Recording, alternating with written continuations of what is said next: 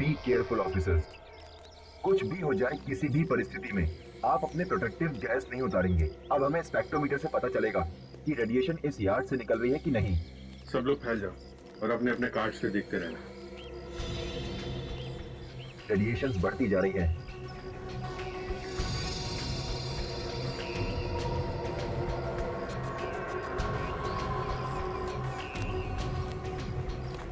यहां से आ रही है।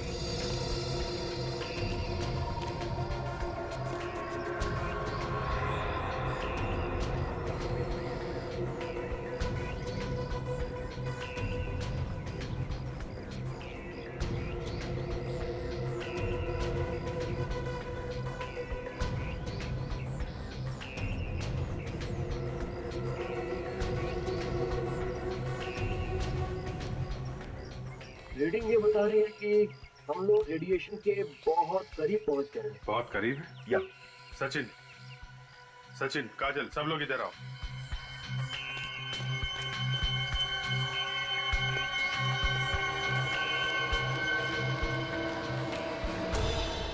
मेटल के साथ साथ मशीन के कुछ पार्ट्स हैं। इन पार्ट्स में से ही रेडिएशन निकल रहा है। सचिन, रेडियो एक्टिव मटेरियल यहाँ पे मिल गया है। बहुत सावधानी से सारे के सारे स्पेशल फॉरेंसिक लैब में भिजवा दो।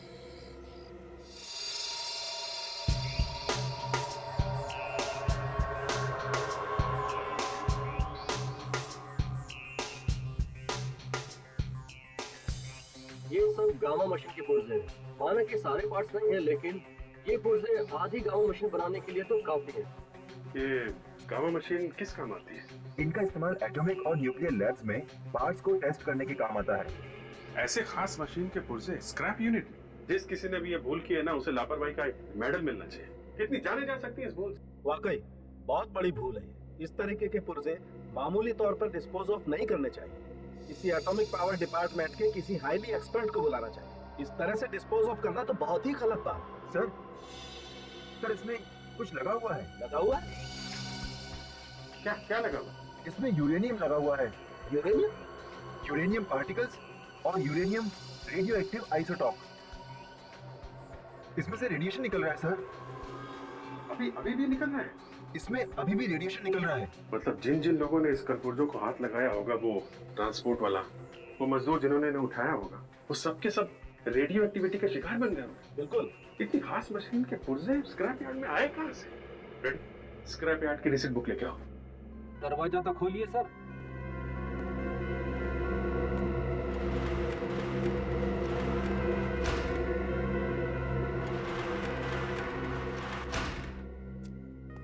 पचास जगह से स्क्रैप उठाते हैं लोग। देखिए, उससे कुछ पता चल जाए ये मशीन कहां से उठाई थी उन लोगों ने।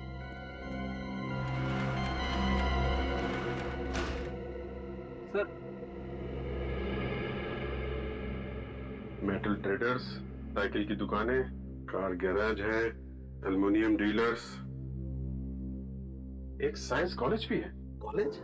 सर, कि ये सारे के सारे पार्ट्स साइंस कॉलेज की लैब से तो नहीं है, लेकिन सर कॉलेज की लैब में इतनी खतरनाक मशीन हो सकती है? हो सकती है फ्रेडी। कई बार कॉलेज वाले अपने स्टूडेंट्स को डिमॉन्स्ट्रेट करने के लिए ऐसी मशीनें रखते हैं। काजल, यस सर। कॉलेज में फोन करके देखो कोई रेडियो एक्टिविटी का शिकार तो नहीं हो। Okay sir. I hope college में कोई इस रेडिएशन का शिकार ना हो। स्टूडेंट्स, टीचर्स, न जाने कितनी मासूम जिंदगी है।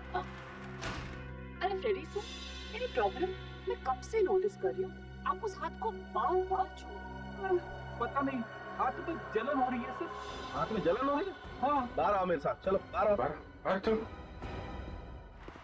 आइए आइए सब। अरे ग्लव्स उतारो तुम्हारे। ओह माय गॉड, क्या हुआ सर? जिसका डर था वही हुआ। ये मामूली रैशेस नहीं है। ये देखो, ये हाथ पर ये काले काले धब्बे, ये तो रेडियो एक्टिविटी के सिम्टम्स हैं। रेडी, तुमने किसी चीज को हाथ लगाया था? नहीं सर। याद करो, जरूर कुछ ना कुछ छुआ होगा तुमने। ये क्या है?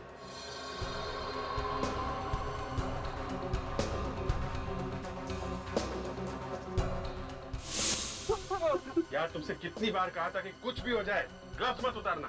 जमीन पे कुछ चीज पड़ी हुई थी, ठीक से उठा नहीं पा रहा था, इसीलिए ग्लव्स उतार दिया। क्या ग्लव्स निकालिए यार। अब एक काम करो, इसे हॉस्पिटल लेके चलो बस, चलो। अरे सर, मैं मर गया सर, मेरी वाइफ का क्या? कुछ नहीं होगा तुम्हारी बात को, चलो यार। क्या हुआ, परेशान क्यों?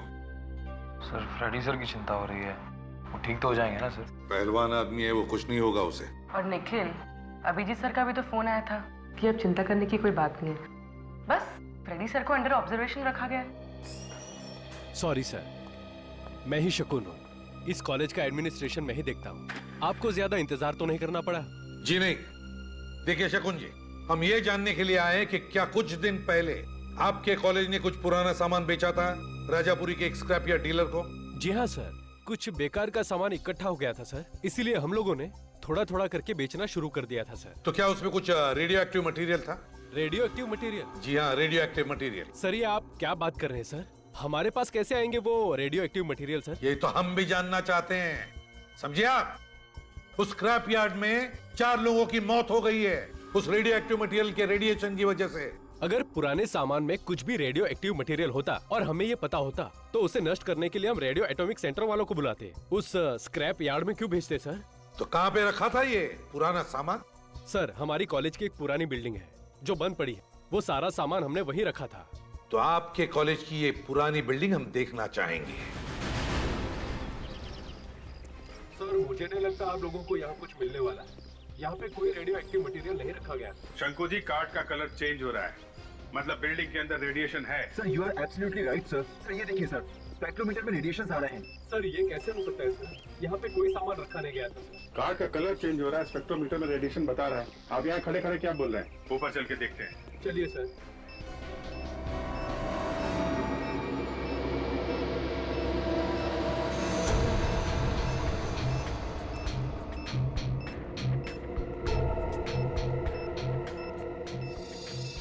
सर रेडिएशन की संख्या बढ़ती जा रही है। इसका मतलब वो रेडियो एक्टिव मटेरियल यहीं कहीं आसपास होगा। Yes sir.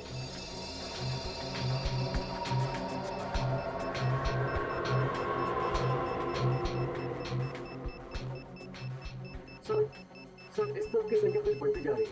इधर या देखिए,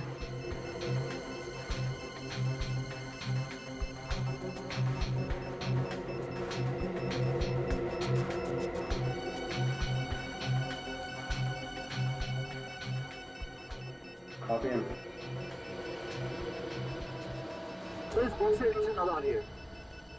बॉक्स में जरा खोलिए book. Oh my God sir, ये गामा मशीन बनाने के पार्ट्स है सर। गामा मशीन बनाने के पार्ट्स है? इसका मतलब वो मशीन यहाँ पे थी, कहाँ से आई? सर मुझे वाकई मालूम नहीं सर, इतनी खतरनाक चीज मैं इस कॉलेज की बिल्डिंग में क्यों रखूंगा सर? आपने नहीं रखी तो किसने रखी? कौन कौन आता है आपके अलावा यहाँ पे? सर यहाँ पे तो कोई भी आ सकता है सर, आप देख रहे हैं बिल्डिंग खाली है सर। सर मुझे लगता है कोई बाहर वाला रख के चला गया होगा सर। यहाँ आने का तो ये एक रास्ता है। सर 2 रास्ते हैं सर, एक जो हम अभी सामने से आए हैं और एक दरवाजा इस तरफ जो हमेशा बंद रहता है सर। चलो दिखाओ। आइए सर, आइए सर, आइए। अरे ये ताला कहाँ गया है? आपकी बिल्डिंग है और आपको पता नहीं यहाँ पे क्या हो रहा है, हैं?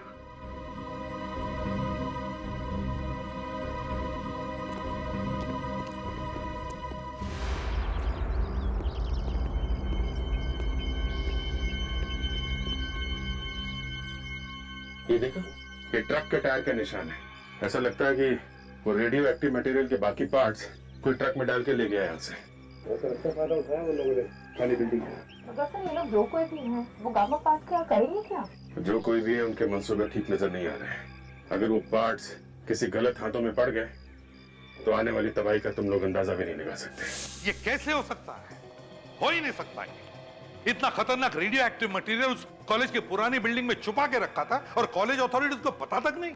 सर वो बिल्डिंग काफी समय से खाली थी, इसी बात का फायदा उठा के उस मुजरिम ने वो सारे रेडियो एक्टिव मटेरियल्स वहीं पे छुपा दिए। विवेक, उस स्पेक्ट्रोमीटर ने जो रीडिंग दिखाई थी रेडिएशन की, उससे इतना तो पता चलता है कि सारा का सारा रेडियो एक्टिव मटेरियल उन्होंने उस स्क्रैप यार्ड डीलर को नहीं बेचा, बल्कि उसमें से कुछ तो रेडियो एक्टिव मटेरियल मुजरिम अपने साथ लेकर गया है।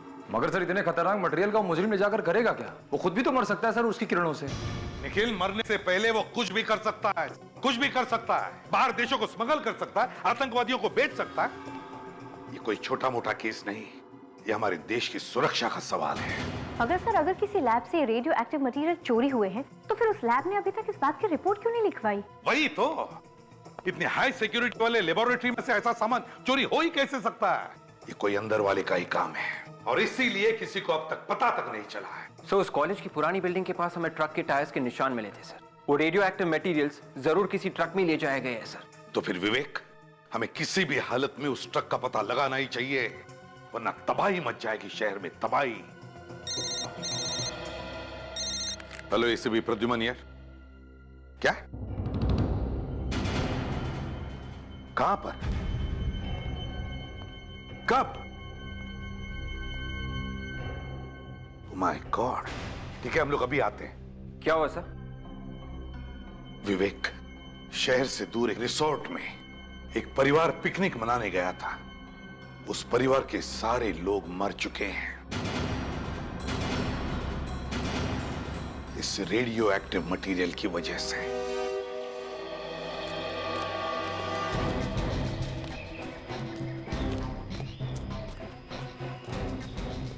आइए सर, यही वो जगह है जहाँ उस परिवार की मौत हो गई। सर साहब अभी रुकिए।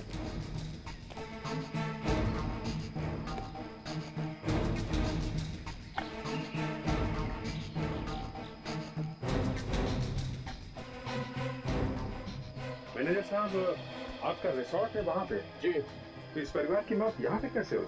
सर ये लोग 2 दिन से रिसोर्ट में रुके हुए थे, यहाँ पिकनिक मनाने आए थे और आज अचानक पता नहीं क्या हो गया इन्हें। ये सब आपके सामने ही हुआ? जी नहीं, मैं उस वक्त यहाँ नहीं था।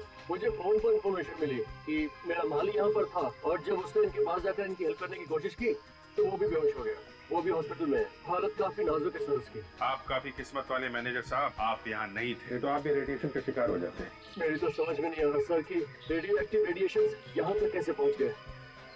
हमारा रिजल्ट तो शहर से काफी दूर है सर। ये देखिए सर, जमीन में अभी भी रेडिएशन मौजूद है। माय गॉड, यहाँ पे रेडिएशन है लेकिन वो रेडियो एक्टिव मटेरियल कहाँ है? मैनेजर साहब जी प्लीज अपने रिसोर्ट में वापस चले जाइए। जी सर। आसपास चेक करो, देखो वो रेडियो एक्टिव मटेरियल कहाँ पे है। जी सर।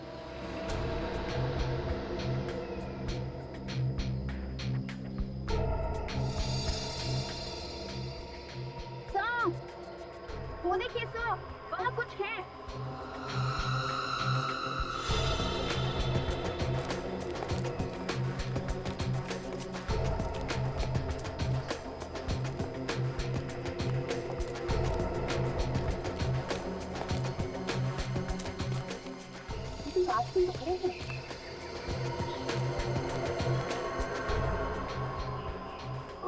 ये तो किसी ट्रक की हेडलाइंस की कांच की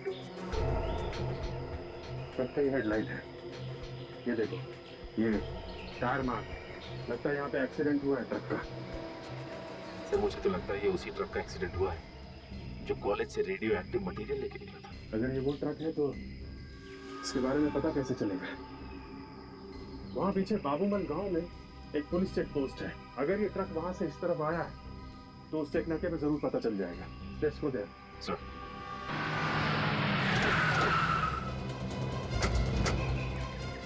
हेलो सर। हेलो इंस्पेक्टर, आपको मालूम है कि हम लोग जैसे केस पे काम कर रहे हैं जो रेडियो एक्टिविटी से जुड़ा हुआ है, मतलब उसमें लोग न्यूक्लियर एक्शन की वजह से मर रहे हैं। जी हाँ, ये खबर पूरे शहर में फैल चुकी है। 12 बजे से 1 बजे के बीच में यहाँ से कोई ट्रक गुजरा था क्या, जिसका आगे एक्सीडेंट हुआ है पिकनिक स्पॉट पे। जी हाँ, सीजन फैमिली रिसोर्ट्स के पास हादसा हुआ था। हमारे कुछ ऑफिसर्स हादसे वाली जगह पर गए थे और सर हमें इन्फॉर्मेशन मिली है कि जो ऑफिसर हादसे वाली जगह पर गए थे उनकी तबीयत अचानक खराब हो गई। उनकी तबीयत खराब हो गई? जी हाँ। अभी कहाँ है बोलो? हॉस्पिटल में भर्ती है सर। अभी कैसे है बोलो? पूरी तरह से ठीक नहीं है लेकिन पहले से बेहतर है। उनकी तबीयत इसलिए बिगड़ी इंस्पेक्टर कि जिस ट्रक का एक्सीडेंट हुआ है उसी में वो रेडियो एक्टिव मटेरियल ले जाया जा रहा था। ओह माय गॉड। आपके पास उस ट्रक का नंबर है? जी हाँ सर, आइए।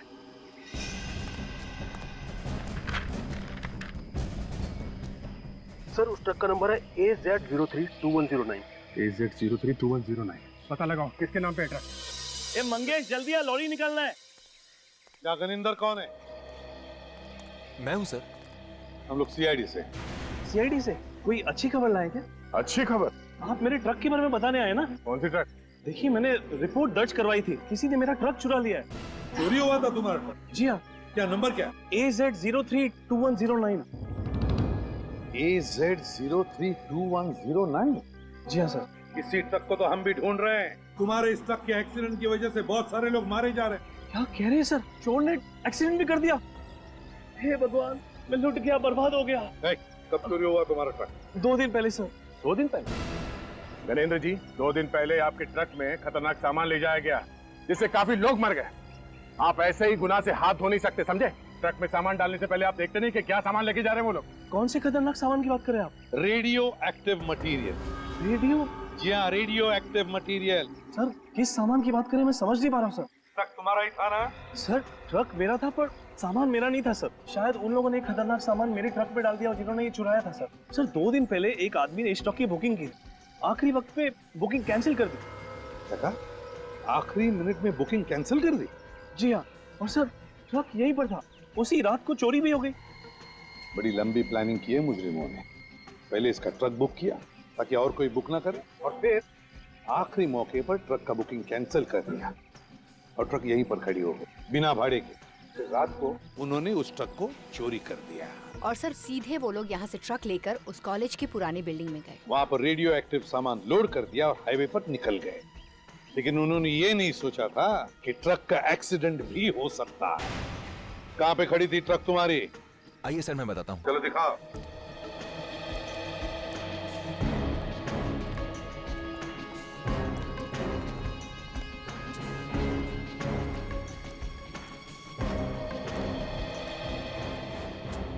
सर यहीं पर खड़ी थी ट्रक। तुम्हारी ट्रक यहीं पर खड़ी थी? जी हाँ। और ड्राइवर ट्रक का? सर बुखातर जिस दिन काम पर नहीं आता कहीं ना कहीं दारू पी के पड़ा होता है।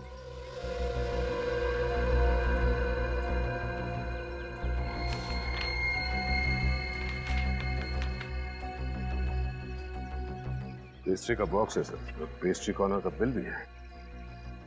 तुम्हारा ड्राइवर दारू के साथ पेस्ट्री खाता है? हम मजाक कर रहे हैं साहब, ढाबे पे खाने वाले आदमी को पेस्ट्री से क्या मतलब है? ये पेस्ट्री का बॉक्स यहाँ पर कैसे आया? तो शायद चोर ने पेस्ट्री खाई है ट्रक चुराने से पहले। जरा काम करो, पेस्ट्री कॉर्नर पर जाओ, पूछताछ करो, देखो क्या पता चलता है। Yes sir.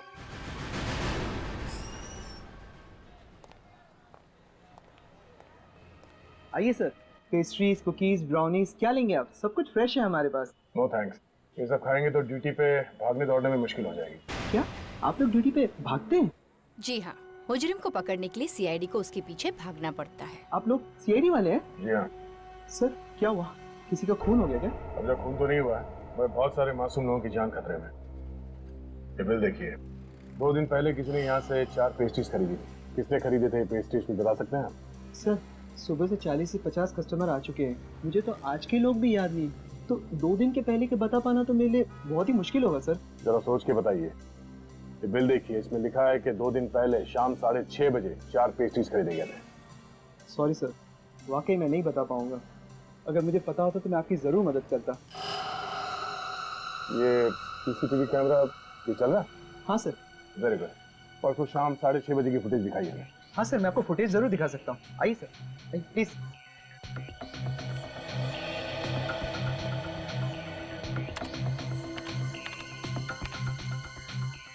देखिए सर।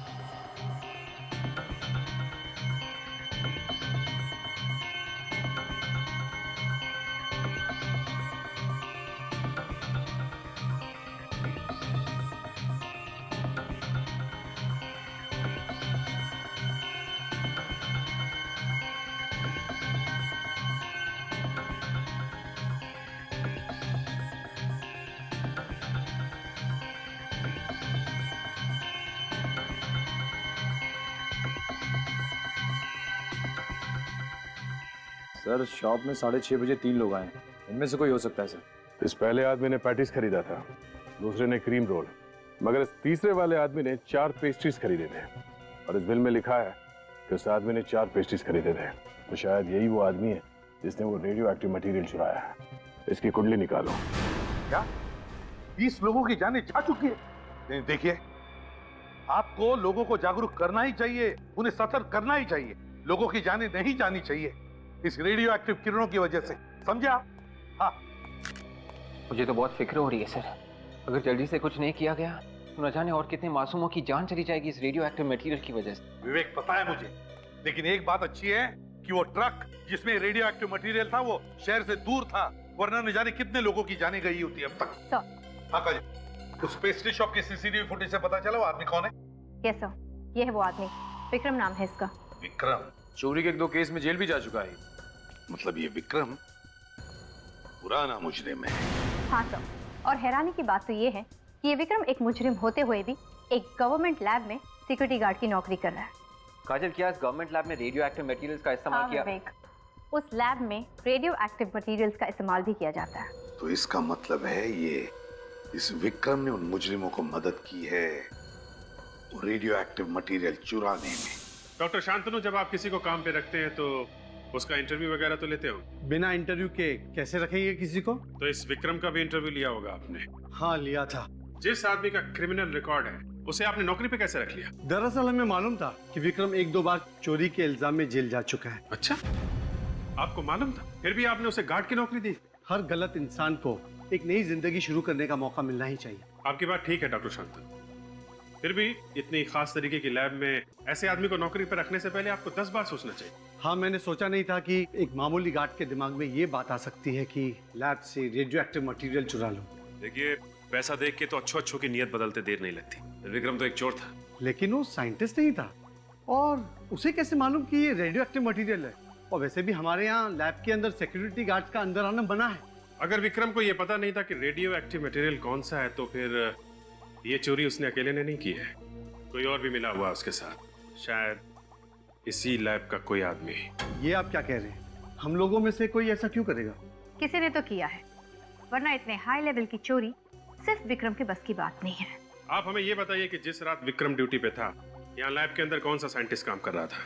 उस रात यहाँ डॉक्टर सिद्धार्थ लैब के अंदर थे। डॉक्टर सिद्धार्थ? जरा बुलाइए उन्हें। सर, उन्हें बुलाना तो मुश्किल है। क्यों, वो भी भाग गए क्या? नहीं, जब से विक्रम नहीं आए हैं तब से डॉक्टर सिद्धार्थ भी गायब है। डॉक्टर सिद्धार्थ भी गायब है? आपको पता होगा कि कहाँ पे हैं? नहीं, वो तो अपना फोन भी बंद करके बैठे हैं। कोई बात नहीं, आप जरा डॉक्टर सिद्धार्थ का एड्रेस दीजिए, देखे जरा कौन से मच्छर ने काटा है उसे।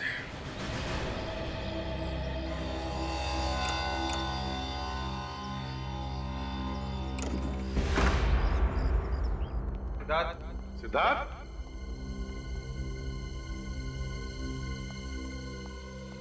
बदबू कैसी आ रही है? ये सिद्धार्थ दरवाजा क्यों नहीं खोल रहा था?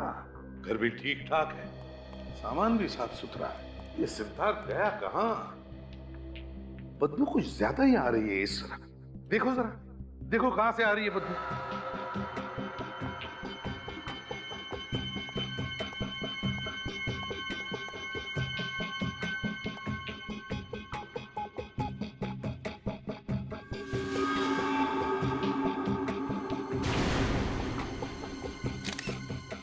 सर, हाँ,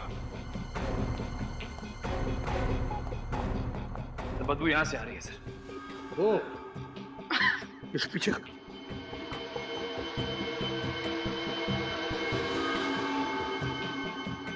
सर, ये तो सिद्धार्थ ही है। सिद्धार्थ यही है, बिल्कुल नजदीक से गोली चलाई है, छाती में। तो शायद सिद्धार्थ को उन रेडियो एक्टिव मटेरियल्स की चोरी के बारे में पता चल गया होगा सर, और इसीलिए उन मुजरिमों ने इसका खून कर दिया। विवेक, मुझे तो लगता है ये सिद्धार्थ उन मुजरिमों के साथ मिला हुआ था। जैसे उन लोगों का काम खत्म हो गया, उन्होंने सिद्धार्थ का काम तमाम कर दिया। बॉडी की हालत को देख के लगता है इसकी मौत 2-3 दिन पहले हुई है। सर, उस ट्रक की चोरी भी तो 2 दिन पहले हुई थी। हाँ, ट्रक की चोरी भी 2 दिन पहले हुई थी। तो लगता है सिद्धार्थ की मौत भी उसी रात को हुई है, ट्रक की चोरी की रात को। और फिर इसके घर में कोई लूटपाट भी नहीं हुई है। तो इसका मतलब है सिद्धार्थ उन लोगों को जानता था, जरूर जानता था उन लोगों को।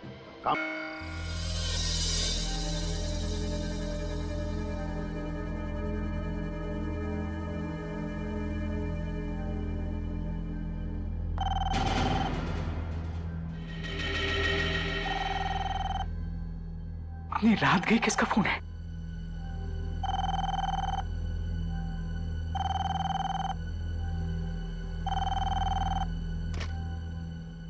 हेलो डॉक्टर मानिक, मैं अंकित बोल रहा हूँ। इट्स एन इमरजेंसी, आप प्लीज जल्दी से हॉस्पिटल आइए ना। डॉक्टर अंकित, हॉस्पिटल में नाइट शिफ्ट के डॉक्टर्स मौजूद नहीं है क्या?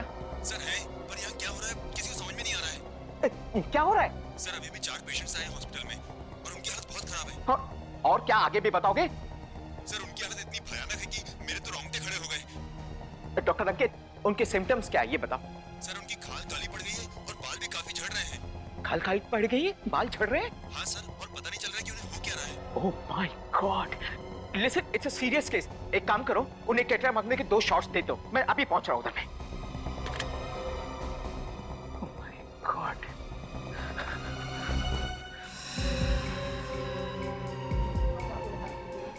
Thank you sister.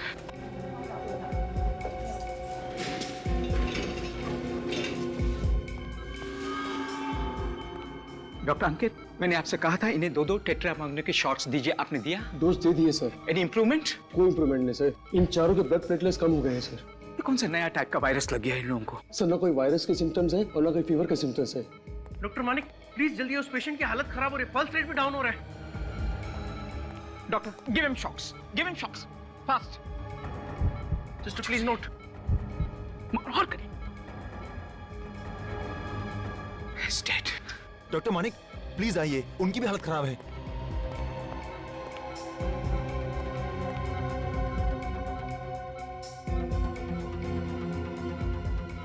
डॉक्टर अंकित, इनका मेडिकल रिपोर्ट दिखाइए। Yes sir. ये लीजिए सर। ओह माय गॉड, ऐसा नहीं हो सकता।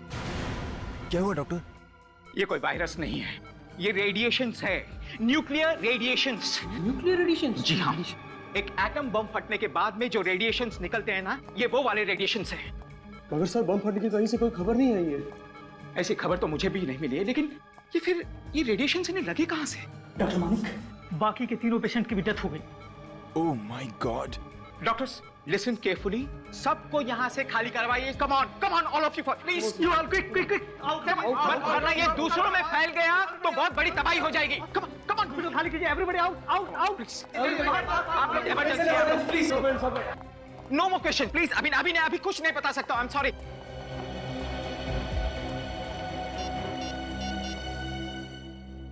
हेलो सीआईडी, सुनिए, मैं डॉक्टर मानिक बोल रहा हूँ, सुविधा हॉस्पिटल से।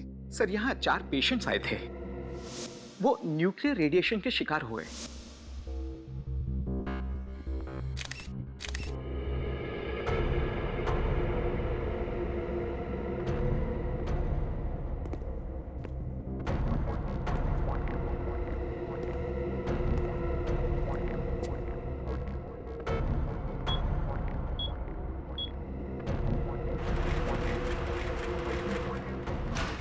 आओ अभिजीत, आओ।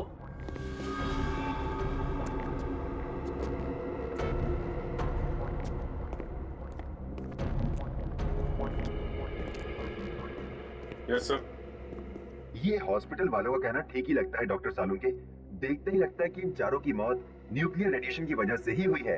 हाँ बॉस, ये चारों बहुत ही जबरदस्त पावरफुल रेडिएशन के शिकार हो गए हैं। हाँ सर, इनके हाथों को देखिए, हाथों के निशान से साफ पता चलता है कि इन्होंने जरूर कोई रेडियो एक्टिव पदार्थ को अपने हाथों से पकड़ा है।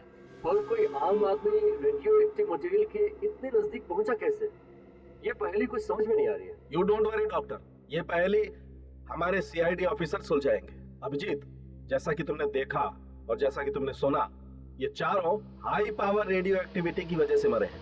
तो सर ये रेडिएशन क्या इतनी तेजी से फैलता है कि इंसान अपना बचाव नहीं कर सके? नहीं, इसका असर तो धीरे धीरे ही होता है। पहले इनकी चमड़ी काली पड़ने लगती है, एक नौशिया जैसा होने लगता है, गला सूखने लगता है जैसे उल्टी हो जाएगी। सर ये सारे सिम्टम्स तो वायरल के भी हो सकते हैं ना? यू आर राइट, यही तो प्रॉब्लम है।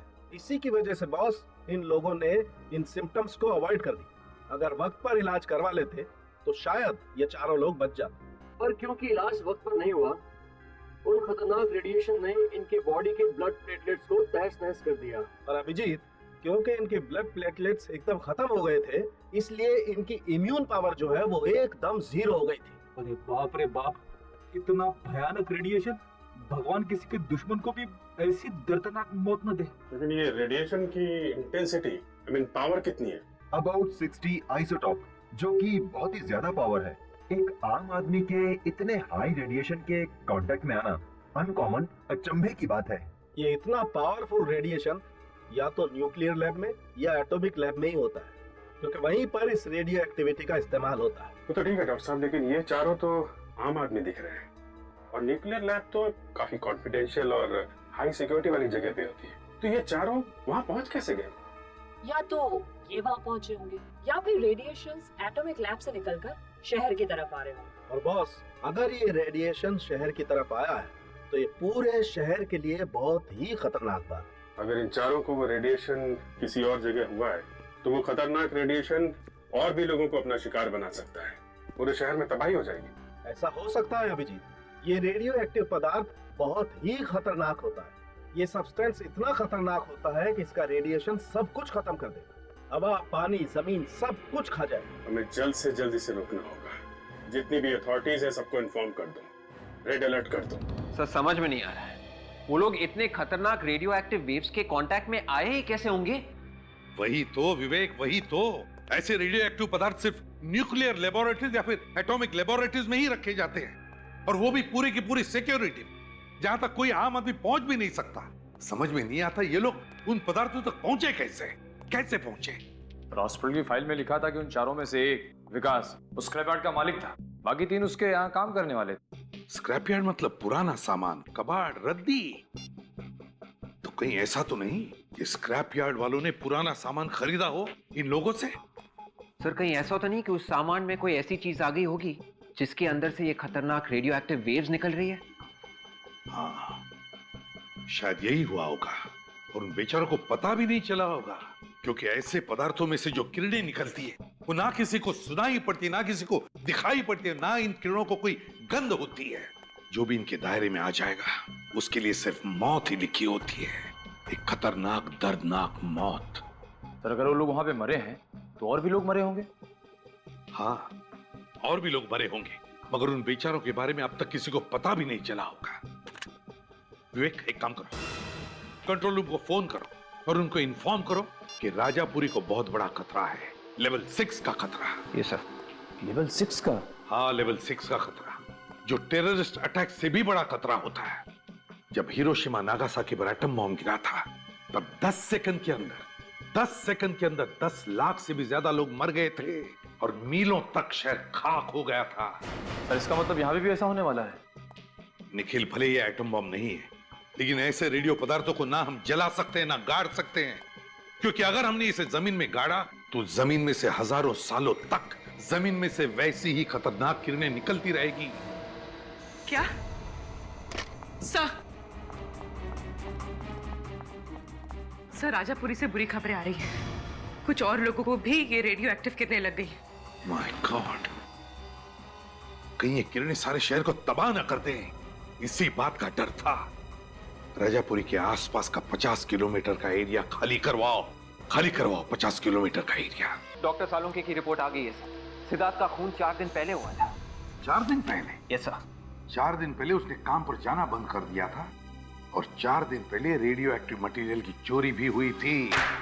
मतलब साफ है सर, मुजरिमों ने पहले सिद्धार्थ का इस्तेमाल किया वो रेडियो एक्टिव मटेरियल चुराने के लिए, और जैसे उनका काम पूरा हुआ उन लोगों ने सिद्धार्थ को अपने रास्ते से हटा दिया।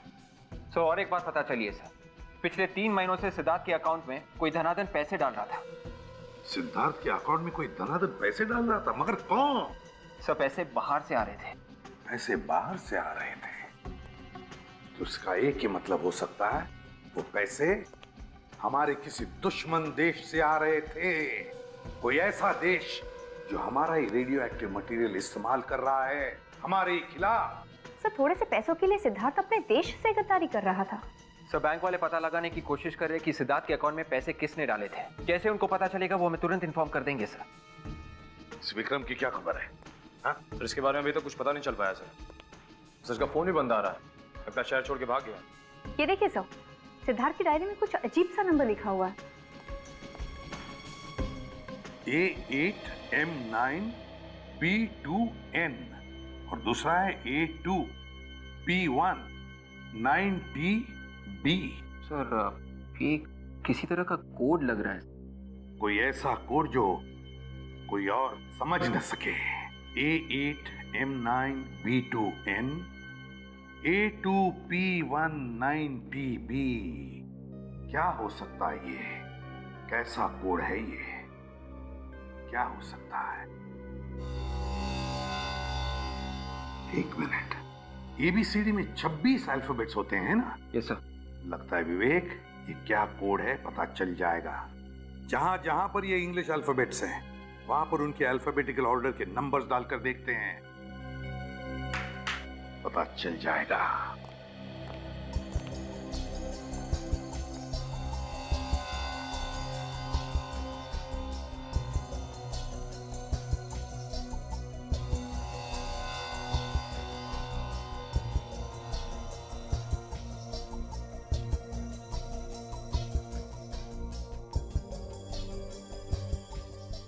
अब देखते हैं।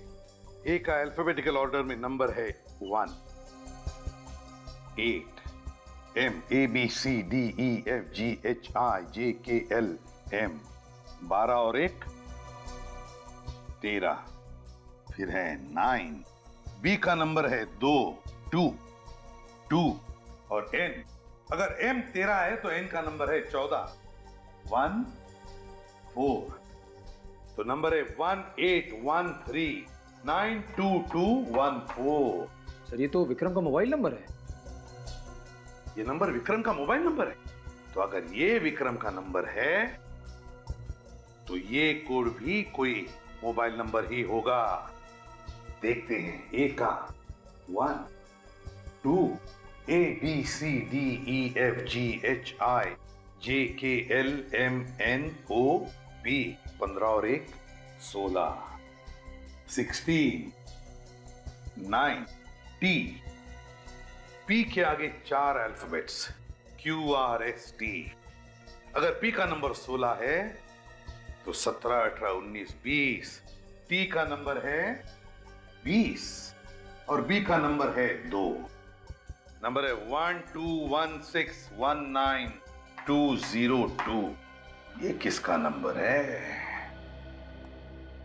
ये नंबर जरूर उस मुजरिम का है। काजल, इस नंबर पर फोन लगाओ और जैसे ही कोई फोन उठाए कम से कम 40 सेकंड तक बात करती रहो ताकि हम नंबर ट्रेस कर सके, उसका लोकेशन पता कर सके।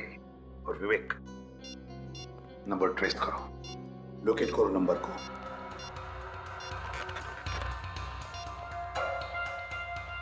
सर रिंग हो रही। रिंग हो रही है? याद रखना कम से कम 40 सेकंड। ओके, उलझा रखना उस बातों में। हेलो, गुड इवनिंग जी। हमें बहुत खुशी हो रही है आपको बताने के लिए कि आपका नंबर लकी ड्रॉ में सेलेक्ट हो गया है। जी हाँ, ये एकदम सही नंबर है जी, बिल्कुल। इनफैक्ट हम आपको और इन्फॉर्म करने के लिए बहुत खुश हैं कि आपका नंबर जी बिल्कुल सर ट्रेस हो गया है। ग्रेट, नंबर ट्रेस हो गया, मतलब मुजरिम कहाँ है ये भी पता चल गया। अब उसे पता चलेगा कि हमारे देश के साथ खिलवाड़ करने का अंजाम क्या होता है।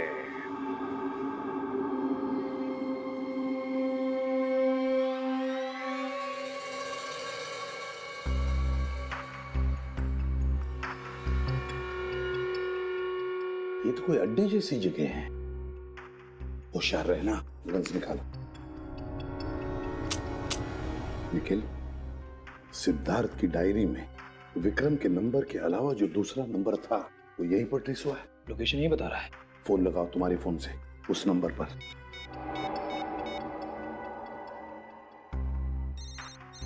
तो रिंग जा रही है सर। 1 मिनट, रिंग यहीं पर बज रही है कहीं।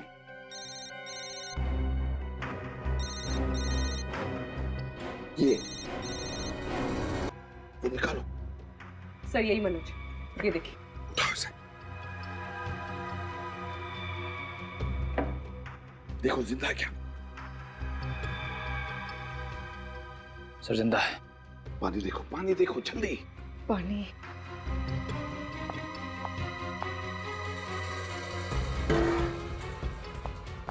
मारो। मनोज। मनोज, पानी। मनोज, हम लोग सीआईडी से। आज आप लोग नहीं आते मैं शायद बच नहीं पाता। चुप! सिद्धार्थ के साथ तुम भी मिले हुए थे ना? वो रेडियो एक्टिव सामान गवर्नमेंट लेबोरेटरी में से चुराने में क्या मिला? उसके बदले में तुम्हें छोड़कर गए ना, तुम्हें बांधकर मरने के लिए। बहुत बड़ी गलती हो गई साहब। आज तक तो मैं छोटी मोटी चोरियां किया करता था, लेकिन आज पहली बार बहुत बड़ा पाप हो गया साहब। तुम्हारे इस गुनाह की वजह से सैकड़ों लोग अपनी आखिरी सांसें गिन रही हैं, समझे? मैंने सोचा कि ये चोरी भी और चोरियों की तरह ही होगी। अगर मुझे पता होता कि इन सब में आतंकवादी भी शामिल हैं, तो मैं उनका कभी साथ नहीं देता साहब। क्या कहा? आतंकवादी? हाँ साहब, मुझे नहीं पता था कि ये बाबू ये सारा सामान आतंकवादियों को बेचने वाला है। मेरा शक सही था। कौन है ये बाबू? कौन है ये बाबू? जल्दी बताओ, बताओ जल्दी। बाबू मेरा पार्टनर है साहब। मैंने उसे रोकने की कोशिश भी की, सीआईडी के पास जाऊंगा इसकी भी धमकी दी, लेकिन वो नहीं माना और मुझे यहाँ बांध के चला गया। बता, कब होने वाला ये सौदा आतंकवादियों के साथ? कब होने वाला और कहाँ होने वाला? जल्दी बता। शाबाश! इस रेडियो एक्टिव सामान की मुझे कब से जरूरत थी। तूने तो मेरा बरसों का सपना पूरा कर दिया। पर आप इस सामान का करोगे क्या? इससे छोटा मोटा एटम बम बनाऊंगा और इंडिया पर ही फोड़ूंगा। तबाही मचा दूंगा, तबाही। तड़प तड़प के मरेंगे यहाँ के लोग। तू यहाँ से जल्दी निकल जा, तेरे को मैं इसकी खबर पहुँचा दूंगा। क्या? तुझे और तेरे साथियों को मैं विदेश पहुँचा दूंगा। कुछ नहीं होगा तो मैं कुछ नहीं। हम तो ठीक हैं, पर हमारे देशवासियों का? इस देश ने तुझे दिया ही क्या है? सालों तू जेल में सड़ा है ना, अब तो बस खुशियां मना, खुशियां। समझा? ए, लेके जा।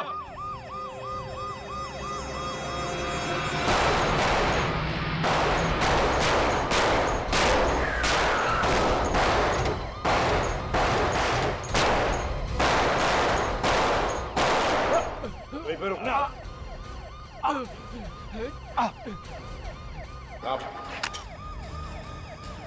एक सेक्रेटरी का मेडल लेके नहीं जाएगा तो? साहब, ये सब हमने पैसों के लिए किया था साहब। पैसों के लिए तुम लोगों ने रेडियो एक्टिव मटेरियल की चोरी की, जिस थाली में खाया उसी में छेद। क्या सोचा तुम लोगों ने कि हमारा देश कोई खिलौना है जिसे तुम जैसे जानवर जब चाहे जैसे चाहे खेल सकते हैं? आप लोगों ने हमारे सारे इरादों पर पानी फेर दिया। जब जब जुर्म और आतंक इस देश को बर्बादी की तरफ धकेलने की दस्तक देंगे, तब तब सीआईडी इस जुर्म और आतंक का सर्वनाश करेगी। तुम्हारे इस घिनौने अपराध की मौत और सिर्फ मौत ही है सजा।